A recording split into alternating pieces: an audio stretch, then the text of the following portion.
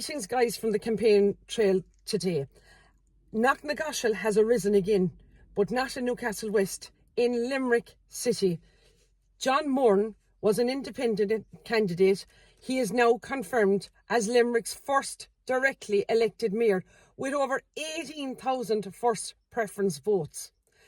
John Moran's grandfather was Jack Reedy from Knockature, and his uncle is Mossy Reedy from Mount Eagle. John Moran comes highly equipped, guys. This guy was a member of the board of Shannon Airport and Limerick Economic Forum. He was also involved in the UL Foundation, Liveable Limerick, and Narrative 4 and the Hunt Museum. This man will bring an amount of talent and experience to what's such a vibrant city. I love Limerick City. I think it's an amazing place. Fantastic foods, restaurants, shops and lovely bars there. Now, just a thing I want to bring to your attention now.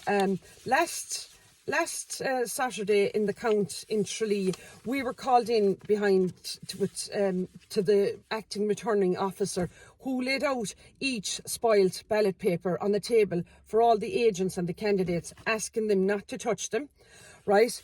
And the first three that came out, in my opinion, these were not stamped by either the presiding officer or the polling clerk in relation to these three spoiled ballots. So I put the question. I was the only one that asked the question around the table. Should not that presiding officer and polling clerk be held accountable to that? And they said, look, that's for another day's topic. So I'm now going to follow this issue up very fast today with a letter to the County Registrar Padraig Burke and the returning officer Martin O'Donoghue. Now, it's not Padraig Burke's fault and it's not the returning officer Martin O'Donoghue's fault, because in fairness, in my opinion, they did a fantastic job in both count centres on the day. This was purely done in the polling station where three ballot cards were handed out to three individuals and they weren't stamped. So these ended up being spoilt votes. Now, in my opinion, this is not the first time this has happened in local elections, and somebody keeps making these mistakes.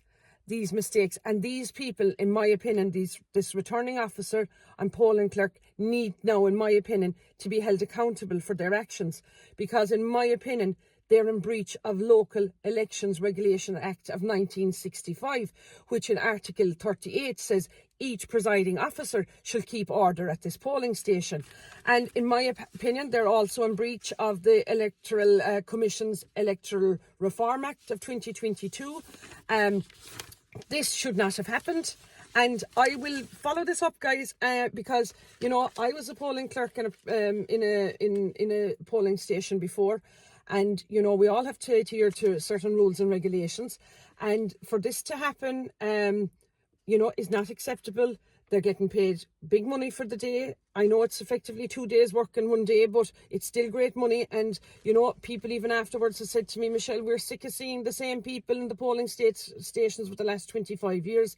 There's young girls, young men out there who, could badly do with that money for the summer holidays now, particularly our young people. We need to be looking after our young people with jobs like these, because, I feel they've been neglected. Another thing, because I'm running now in the general election, people from Tralee have made contact with me and said, Michelle, we want you now to raise the question with Mikey Sheehy and ask him, did he lay on buses to bus the Ukrainian refugees from the Earl of Desmond Hotel, or did he lay on any other buses for undocumented and undocumented migrants to vote in the polling station in Tralee. Now, also there we see Claire Daly's savage report to RTE Media. It's gone viral, guys. It's gone around the world like lightning. RTE news reporter asked Claire how she felt after losing her seat for the European Parliament. Claire Daly told RTE News, you had no interest in talking to me for 5 years, so I have no interest in talking to you now. Look, fair play to Claire Daly. I was sorry to see her lose her seat, because she's her heart is in the right place and she is a great worker. Niall Boylan also slammed RTE there, saying it was biased post-election coverage, describing it as media bias, and after he was denied airtime on pre-election debate.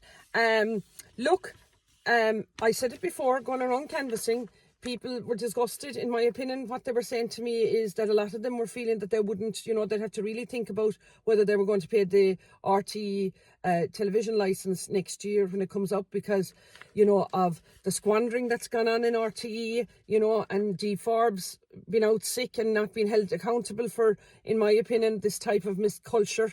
And they haven't been fair to us independent candidates who were running in the up to the local elections or anything, and look, I guys will keep you updated on everything that I'm following through on. But this not stamping the ballot papers, while 3 votes, in the overall scheme of things in the Castle Island electoral area didn't mean anything.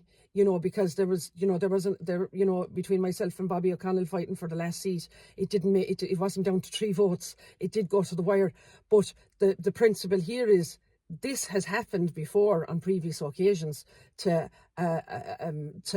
know the individual myself personally where this has happened, where in my opinion I heard that it was over 40 polling ballots that weren't stamped before in previous elections. So these mistakes are still happening. People now need to be named and shamed and held accountable and brought to justice for this, because there's a lot of people now very angry that this has happened, and I was the only one around the table.